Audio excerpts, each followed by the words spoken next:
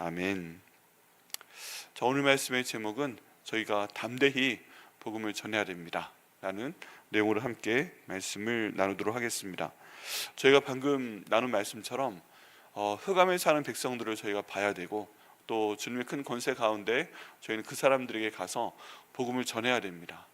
보고 그냥 지나가라 라고 주님 말씀하지 않으셨고, 복음을 전하는 것이 우리 주님의 뜻이고, 그 말씀에 순종하는 것이 제자의 도리가 됩니다. 그리고 이게 굉장히 거창한 것이 아니라 사랑하는 내 가족에게 그들을 구원의 길로 인도하기 위해서, 그리고 주변 사람들에게 복음을 전하는 것이 예수님께서 저에게 말씀하신 저희 사명이니까, 지상 명령이니까 저희는 순종하면 되는 것입니다. 이 방향성이 같다면 그냥 모든 마음이 통하고 성령께서 인도하시고 또 주님께서 지켜주시는 것을 저희가 오늘 말씀을 통해서 볼 수가 있습니다. 이제 디모데후서의 거의 마지막 부분에 이르는데요, 이 13절 말씀에 보면 사도 바울이 책을 보기 원하는 것을 알 수가 있습니다. 내가 올 때 내가 들어와 가보이 집에 둔 겉옷을 가지고 오고, 또 특별히 책은 특별히 가죽 종이에 쓴 것을 가지고 오라. 이 책이 무엇인지는 정확히는 모릅니다. 다만 감옥에 갇혀 있는 중에 있고 굉장히 힘든 중에 있는데 사도 바울이 책을 가져오라고 그랬다. 그 내용을 봤을 때 사도 바울이 뭔가 읽을 필요가 있구나. 본인이 쓴 책이든 아니면 다른 사람이 쓴 책이든 하나님 말씀에 대한 것일 텐데 책이 우리 곁에 있어야 되겠다. 이 책을 우리는 하나님 말씀으로 해석하기를 원합니다. 힘든 상황 가운데 있을 때 사도 바울이 지금 보고자 했던 것은 책이다. 근데 사도 바울이 공부해야 했던 것은 무엇인가요? 사도 바울이 많은 공부를 했지만 제가 설명 계속 드려온 것처럼 예루살렘에 두 개의 학교가 있었습니다. 그 두 개의 학교가, 하나는 유대인들이 전통적으로 구약 성경을 읽어왔던 내용들, 그리고 제2성전기에 읽었던 하나님 말씀에 대한 책들, 이런 것들입니다. 특별히 제2성전기에는 그 하나님께서 다시 이 땅 가운데 오실 것이다, 세상을 심판하실 것이다, 이런 종류의 내용도 많이 있고, 저희가 아직 번역하지 못한 종류의 그런 구약 성경에 대한 내용들이 많이 있습니다. 이제 이것들을 공부하는 학교인데 거기도 학생이 1000명이 있었고, 바리새인들이 주로 학생들이었고, 또 사도 바울은 그 가운데 있는 가말리라는 사람의 수제자였다고 합니다. 그러면 지금 사도 바울이 보고자 하는 책은 구약 성경에 대한 책이었을 것이고, 그 가운데 특별히 사도 바울이 깨닫게 된 것은 무엇이냐면 구약 성경에서 지금 기다리라고 말씀하고 있는 메시아가 바로 예수 그리스도구나 라는 것이었습니다. 사도 바울이 그렇게도 처음에 예수님 믿기 전에 이 예수님에 대해서 반대하고 심지어 예수 믿는 사람들까지 핍박했던 이유는 무엇인가 하면, 분명히 구약 성경에 메시아가 온다고 되어 있는데 그 메시아가 지금 자기라고 예수님께서 주장했기 때문이었습니다. 그래서 예수님을 일종의 이단이다, 유대교에 대한 새로운 종파가 나타나는데 이것은 이단이다, 그리고 그를 따르는 사람들도 예수라는 사람을 믿는 이단이다 라고 생각했기 때문에 이 구약 성경에 나와 있는 예언을 너무 사랑하는 마음으로 예수님과 그 예수님을 믿는 성도들을 핍박했던 것입니다. 그런데 다메섹으로 그런 사람들 잡으러 내려가는 길에서 정말 부활하신 예수님께서 나타나셨고, 이게 사도 바울에게 말씀을 하십니다. 그걸 통해 알게 된 것이죠. 그 구약성에 나와 있는 메시아가 예수님 맞구나, 그리고 이분이 정말 죽었다가 부활한 것이 맞구나, 그리고 이분이 정말 하늘로 올라가셨다고 하더니 그게 맞구나, 그리고 나한테 나타나셨구나, 그리고 이분이 말씀하시는 모든 내용들이 결국 다 이루어진 것입니다. 심지어 그 예수님을 만나고 주변 사람들은 못 만난 거예요. 주변 사람들은 못 만나고 다만 영적인 분위기가 이상하다 이것만 알고 있고, 여기 있는 사도 바울만, 그 당시의 사울만 부활하신 예수님이 자기에게 나타난 것을 경험을 하게 되었습니다. 주변 빛이 밝아졌고 하늘에서 밝은 빛이 떨어졌고 본인에게 예수님 말씀이 들렸고 지금 그 예수님이 나다 라고 말씀하시니까 너무 놀란 겁니다. 그리고 앞이 보이지 않게 되었는데 예수님께서 하신 말씀이 아나니아라고 하는 사람이 너에게 가서 안수할 것이고 네가 다시 보게 될 것이다 라고까지 말씀을 해주셨습니다. 그와 똑같은 시간에 이 다메섹에 있었던 아나니아라고 하는 제자에게 똑같이 예수님께서 나타나십니다. 그런데 이 아나니아가 놀라지 않아요. 놀라지 않고 인사하고 또 주님과 대화하는 걸 볼 수가 있습니다. 이걸 봐서는 그 당시의 성도들은 이미 돌아가셨고 부활하셨고 하늘로 올라가신 예수님과 대화를 하는 관계 가운데 있었구나. 보통 너무 놀라야 되는데 이 아나니아는 놀라지 않는 겁니다. 이게 첫 번째가 아니구나. 주님께서 그 당시에 말씀 가운데 있으면서 예수님께 순종하려는 사람들에게 이렇게 수시로 나타나셔서 말씀을 전해주셨다는 걸 저희가 알 수가 있습니다. 저희도 기도해야 됩니다. 주님, 저희가 이 땅 가운데서 참 쉽지 않게 말씀에 순종하며 살아가고자 하는데, 주님의 복음 전하고자 하는데, 그때도 이 아나니아에게 나타나셔서 말씀하셨던 것처럼 저희가 나타나서 말씀을 좀 해주시옵소서, 힘을 주시옵소서, 저희가 해야 될 것을 주님께서 말씀하여 주옵소서. 이렇게 기도할 때 주님께서 똑같은 역사를 저에게 나타나게 하실 것을 믿습니다. 어떤 분들이 말씀하십니다. 목사님, 사도 바울은 하나님께서 이방인의 사도로 부르신 사람이니까 이렇게 다메섹으로 내려갈 때 직접 나타나셔서 말씀도 하시고, 그 다음에 또 어려운 가운데 있을 때 로마로 갈 때도, 배가 다 파선할 때도 나타나셔서 말씀하신 거 아니겠습니까? 저는 이방인의 사도까지는 아니니까 뭐 그런 건 별로 기대하지 않습니다. 그런 말씀하십니다. 그럼 아나니아는 어떻게 하실 거예요? 아나니아는 성경에서 거기 한번 딱 나옵니다. 네, 한번 딱 나오고 그 다음에 안 나옵니다. 그런데 그 아나니아에게 예수님께서 나타나셨다는 정황이 있다니까요. 계속 어려운 가운데 계속 나타나셨고, 그리고 다른 말씀하지 아니하시고, 야, 지금 저희 가면 그 사울이 들어와서 거기 눈 먼 채로 앉아 있을 것인데 너는 그에게 안수하여 기도하고 그로 하여금 보게 하라 라고 말씀을 하십니다. 그러니까 아나니아가 예, 알겠습니다 하는 게 아니라 거기에 대해서 반대를 합니다. 예수님, 이건 말이 되지 않습니다. 그 사람이 어떤 사람인데요, 얼마나 많은 곳에서 우리 예수 믿는 사람들을 핍박하고 잡아 가두고 그런 사람인데 그 사람에게 그렇게 하라 하십니까? 그러니까 오히려 예수님께서 달래십니다. 가서 기도해줘. 내 영이야. 내가 그 부른 사람이야. 이방인의 사도로 쓸 거야. 그러니까 너는 가서 그에게 가서 기도해서 그로 하여금 보게 하라 라고 말씀을 하십니다. 재밌는 건 뭐냐면, 우리 예수님께서 원하시면 직접 이 사울에게 가셔서 말씀하셔서 굳이 안수하지 않아도 말씀하셔서 사울의 눈에 있는 비늘을 떼어내게끔 하시고 보게 할 수 있으세요? 없으세요? 안 가셔도 돼요. 예수님께서 그냥 하셔도 돼요. 그리고 직접 가셔서 하셔도 돼요. 그런데 굳이 아나니아라고 하는 사람을 사용하시는 것을 볼 수가 있습니다. 저는 왜 그러셨어요? 나중에 여쭤보고 싶은 내용 가운데 하나입니다. 굳이 직접 하시면 되는데 왜 사람을 보내서, 아나니아를 보내서 그런 일을 하셨어요? 그리고 그 위에 아나니아는 나오지 않았잖아요. 모든 내용을 보게 되면 주님의 뜻이 있겠죠. 그런데 하나님께서 역시 이 사울에게 복음을 전하기 위해서 예수님이 한번 나타나셨으니까 또 다른 사람에게 예수님께서 나타나셔서, 지금 이 내용은 누구밖에 몰라요? 사울밖에 모르는 거예요.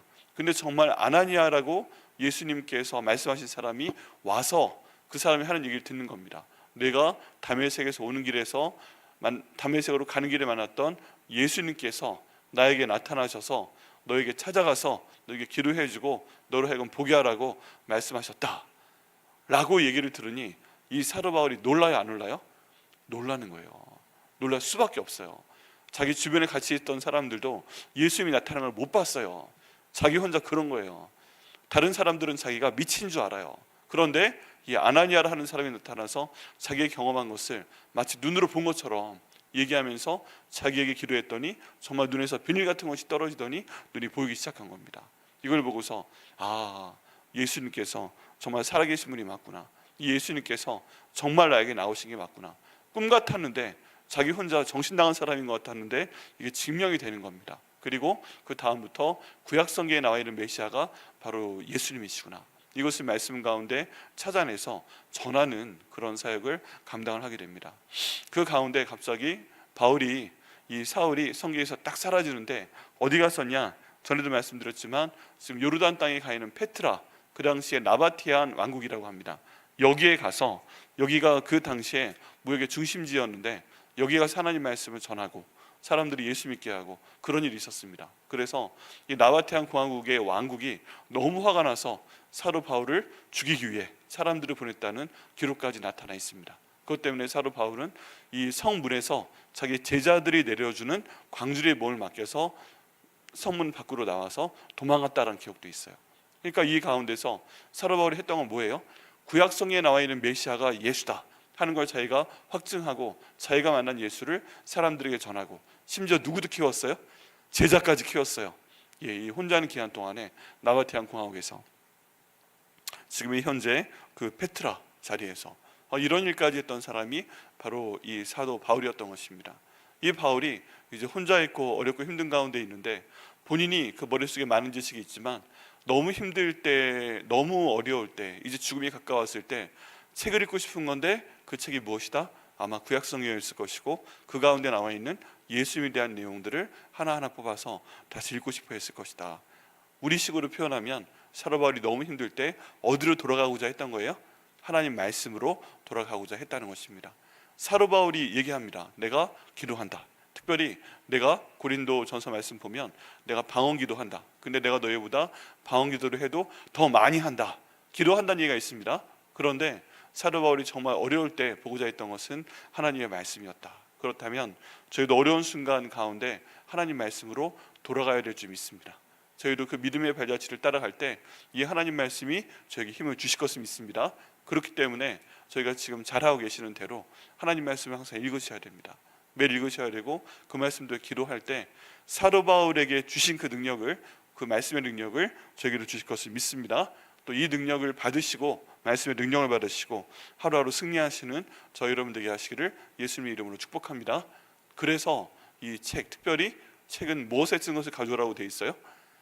가죽에 쓴 것을 가져오라. 그 당시에는 똑같았습니다. 우리가 그 가죽 종이에 쓴 것은 잘 상하지 않죠. 가죽 종이에 쓴 것은 넘겨도 닳지 않습니다. 그만큼 사도 바울이 가죽 종이에 넣고 쓰던 책, 그 책이 바로 하나님 말씀에 대한 것이라면 우리도 그런 책을 갖고 있어야 된다. 가죽 종이에 써서 닳지 않은 책, 아무리 봐도 그것이 상하지 않는 책, 그 책이 바로 하나님 말씀이 되어야 되는 것이고, 이 마음에, 우리 마음에 하나님 말씀이 새겨지게끔 해서 우리가 항상 기도할 때 하나님께서 어떤 그 어려움 가운데서 승리하게 하실 것을 믿습니다. 실제적인 그런 예가 있는데, 캐나다에 계신 그 이민교회 목사님이신데 이제 북한에 잠시 가셨다가 거기 억류되신 분이 있어요. 이면수 목사님이라고.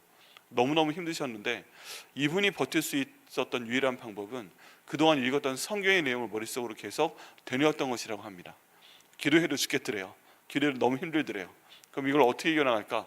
머릿속에 기억해놨던 성경으로 계속 그걸 암송하고 또 암송하면서 이겨냈다고 합니다. 결국에 저희 마음 가운데 하나님 말씀이 새겨져 있는 것이 가장 중요하다고 저희가 말씀을 통해 알 수 있고, 또 현대판 그 이면수 목사의 간증을 통해서도 알 수가 있습니다. 그래서 정말 기도합니다. 하나님, 저희 마음 가운데 가장 많은 하나님 말씀이 새겨질 수 있도록 인도하여 주옵소서. 이 어려움 가운데서 내가 비록 성경이 없어도 말씀을 가지고 저희가 기도하고 말씀을 가지고 승리할 수 있도록 인도하여 주옵소서.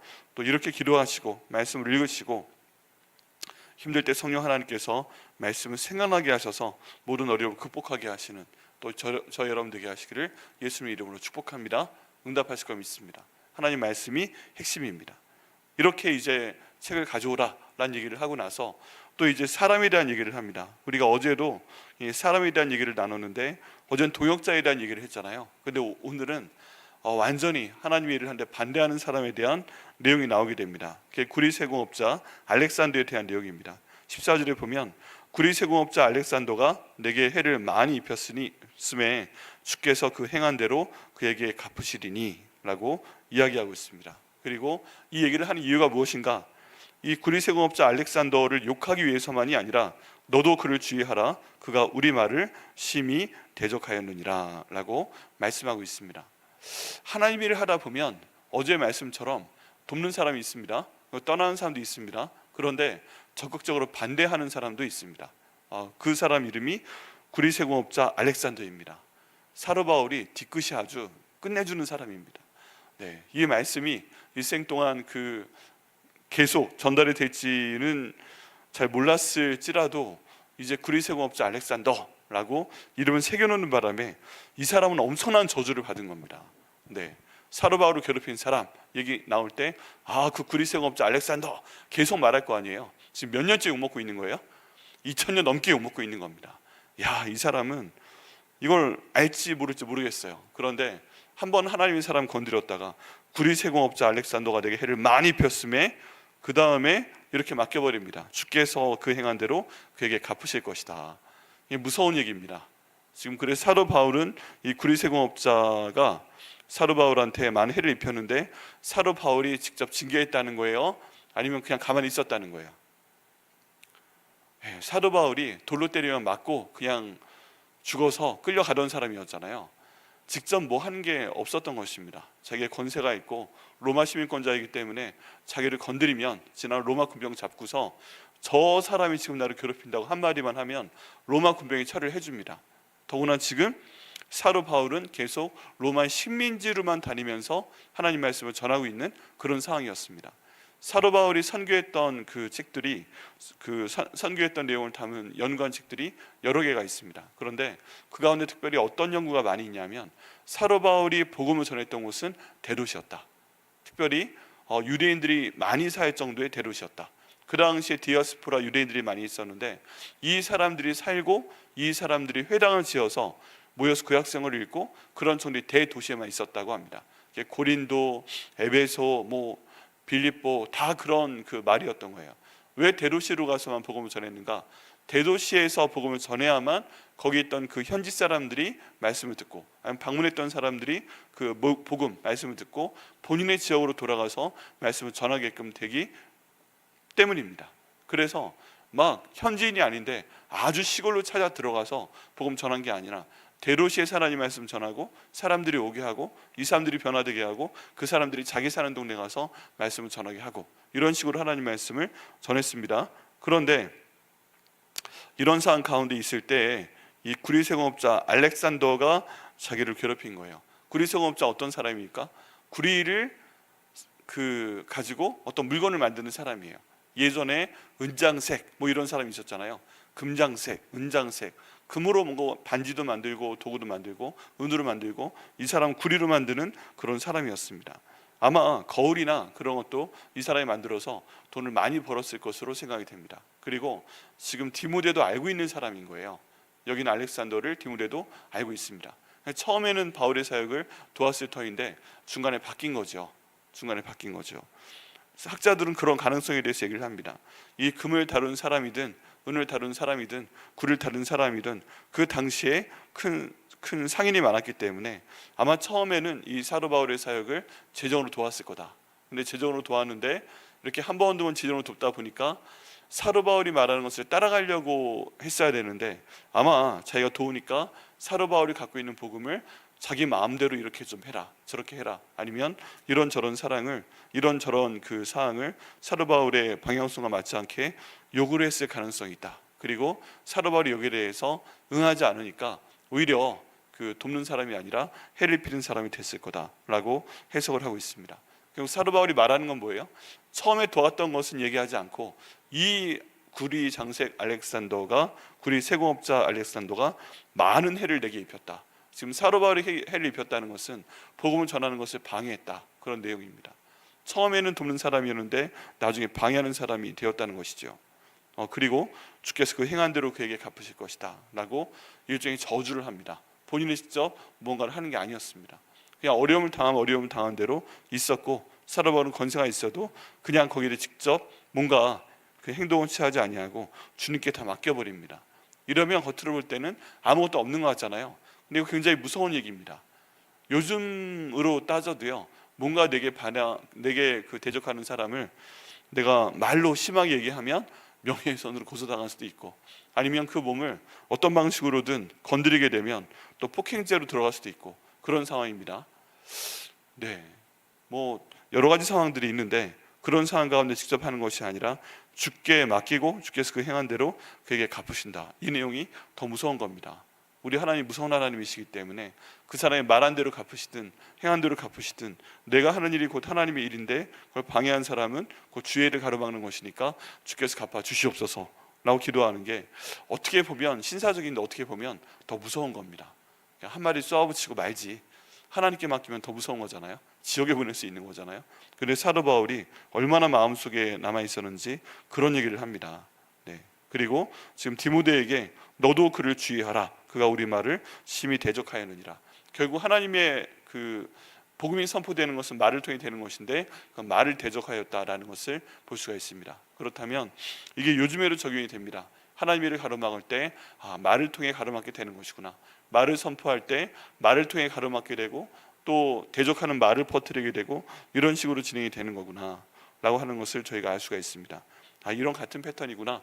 그럼 제가 기도해야 됩니다. 하나님, 그런 말이 생기지 않도록 인도하여 주시고 그런 상황에서도 그런 말이 저희를 대적하지 않도록 인도하시고 이런 말하는 사람들에 대해서도 주께서 긍휼히 여겨 주옵소서, 불쌍히 여겨 주시옵소서 라고 기도할 때 또 주님께서 응답하실 것을 믿습니다. 이제 16절부터 18절 말씀까지 보면 하나님 말씀을 전할 때 하나님께서 결국 나를 보호하셨다라는 이 마지막 내용을 저희가 듣게 됩니다. 내가 처음 변명할 때에 나와 함께한 자가 하나도 없고 다 나를 버렸으나 그들에게 허물을 돌리지 않기를 원하노라. 구리세공업자 알렉산더뿐만 아니라 다른 사람들도 처음에는 나를 도왔는데 이제 처음 변명할 때 나와 함께 했던 사람들이 있는 겁니다. 근데 시간이 가면 갈수록 다 떠나갔던 것입니다. 거기에 여기 구리세공업자 알렉산더도 있고 다른 사람들도 다 떠나갔다, 심지어 나를 버렸다 라고 표현이 되어 있습니다. 근데 그런 가운데서도 사도 바울이 힘을 얻을 수 있었던 이유가 17절 말씀에 있습니다. 주께서 내 곁에 서서 나에게 힘을 주심은 나로 말미암아 선포된 말씀이 온전히 전파되어 모든 이방인이 듣게 하려 하심이니 내가 사자 입에서 건짐을 받았느니라 라고 말씀하고 있습니다. 모든 사람들이 떠나갔다고 합니다. 그런데 오직 주께서 내 곁에 서서 나에게 힘을 주셨다라고 말씀하고 있습니다. 여러분, 이걸 위해서 저희가 기도해야 됩니다. 하나님, 모든 사람들이 나를 떠나가도 주께서 내 곁에 서서 나에게 힘을 주심을 나도 체험할 수 있도록 인도하여 주시옵소서 라고 기도할 때 우리 주님께서 똑같이 어려운 상황 가운데 있을 때, 특별히 우리가 복음을 전할 때 내 곁에 서서 나에게 힘을 주시는 것을 우리도 체험하게 하시는 그 복을 저에게 주실 것을 믿습니다. 그리고 우리가 해야 되는 것은 뭐예요? 복음을 선포하는 것입니다. 그리고 사람들이 듣게 하는 것입니다. 이렇게 할 때 우리 주님께서 사자 입에서 구원하셨다라고 되어 있습니다. 내가 세상 끝날까지 너희와 항상 함께 있을 것이다 라고 예수님께서 마태복음 28장 20절에서 말씀하셨는데 그 이유가 뭐예요? 우리가 복음을 전하기 때문에 그렇다는 것입니다. 그러면 내가 주의 보호하심을 받는 방법은 한 가지입니다. 그냥 사는 게 아니라 우리 복음을 전파하며 앞으로 나갈 때 그때 주님께서 내 곁에 서서 나에게 힘을 주시고 세상 끝날까지 나와 함께 하시는 그 약속을 지키실 것을 믿습니다. 그래서 여러분, 이 말씀을 좀 이용하셔야 됩니다. 주님께서 나를 지키시도록 하기 위해서는 어떻게 하면 돼요? 복음을 전하면 우리 주님께서 나를 지키실 것을 믿습니다. 18절 말씀에 주께서 나를 모든 악한 일에서 건져내시고 또 그의 천국에 들어가도록 구원하시리니 그에게 영광이 세세무궁토록 있을지어다. 이 사도 바울이 마지막 바라는 일은 뭐예요? 모든 악한 일에서 건져내시고 또 그의 천국에 들어가도록 사도 바울을 구원하시는 일입니다. 또 그 구원을 받고 나서 사도 바울은 뭘 하겠다는 거예요? 하나님께 영광을 돌리겠다, 우리 예수님께 영광을 돌리겠다라고 말씀하고 있습니다. 결국 이제 마지막 인사 부분 빼고 사도 바울의 모든 이야기는 뭐예요? 어떤 어려운 일을 당하여도, 어떤 악한 일을 당하여도 그 가운데 나는 끝까지 복음을 전할 것이고, 이렇게 복음을 전할 때 예수님께서 나를 천국에 들어가도록 구원하실 것이고, 나는 그 영광 가운데서 예수님을 찬양하겠다, 하나님을 찬양하겠다라고 얘기하고 있다는 것입니다. 이게 지금 죽음을 앞두고 있는 얘기인데 본인의 죽음이 눈앞에 그런 보이는 상황입니다. 그런데 이 보이는 상황 가운데서 사도 바울은 결국 원점으로 돌아갑니다. 우리가 디모데 전서와 디모데서의 말씀을 가지고 굉장히 많은 고난과 어려움과 대적하는 사람과 이런 내용들을 보았는데 결국 마지막으로 돌아오는 건 뭐다? 그래도 내가 복음 전한 거 후회하지 아니한다. 고난이 있었다. 근데 그 가운데서도 은혜가 있었다는 겁니다.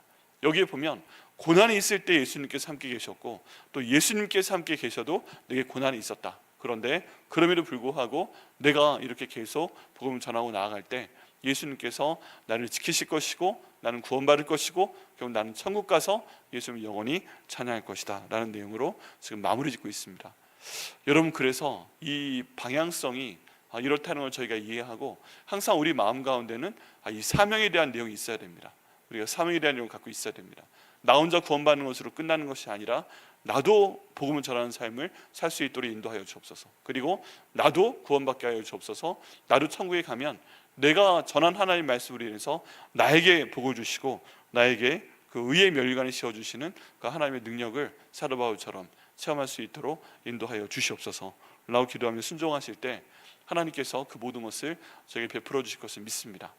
그래서 우리 삶의 목적을 정리하면 이렇습니다. 첫 번째는 구원받는 것입니다. 예수님께서 내 죄를 위해 돌아가시고 부활하시고 주인 되신 것을 우리가 마음으로 믿고 입으로 시인하는 것입니다.